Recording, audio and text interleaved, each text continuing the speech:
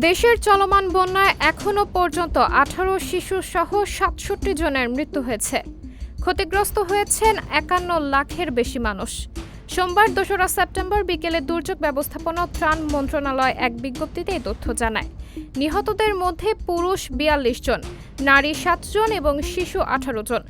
জেলাভিত্তিক মৃত্যু কুমিল্লায় ১৭ জন, ফেনীতে ২৬ জন, চট্টগ্রামে ৬ জন, নোয়াখালীতে ১১ জন, ব্রাহ্মণবাড়িয়ায় ১ জন, লক্ষ্মীপুরে ১ জন, কক্সবাজারে ৩ জন, মৌলভীবাজারে ১ জন এবং খাগড়াছড়ির ১ জন।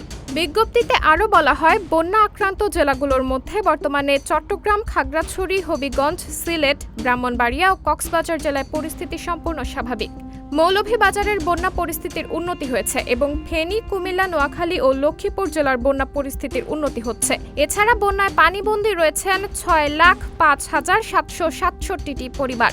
ক্ষতিগ্রস্ত ৫১,০৮,২০২ জন মানুষ।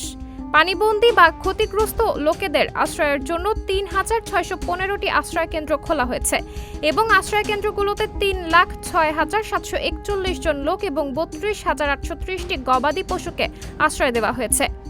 দুর্যোগ ব্যবস্থাপনা ও ত্রাণ মন্ত্রণালয় জানায়, ১১ জেলার ক্ষতিগ্রস্তদের চিকিৎসা সেবা প্রদানের জন্য ৪৭২টি মেডিকেল টিম চালু রয়েছে।